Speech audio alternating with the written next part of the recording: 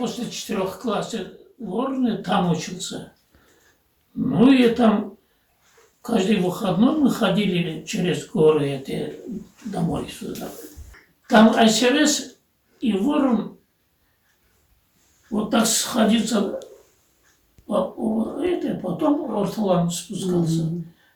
Там мостик так небольшой, он мост, если который, но высокий был, высокий был, сам доручей маленький был.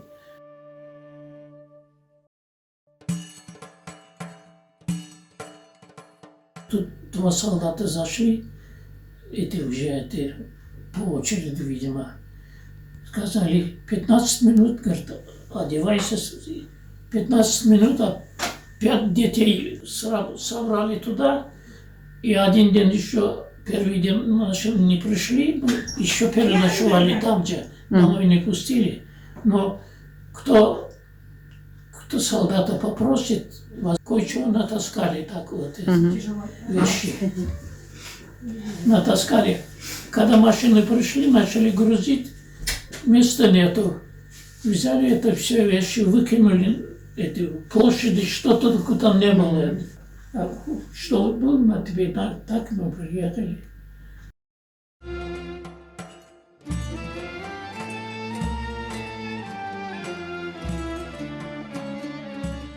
Вот приехали сюда, отец быстро умер.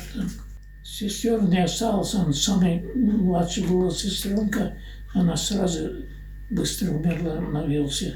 Я остался вот этими детьми, я их все равно не бросил, никуда не отдал, я вырастил их все равно.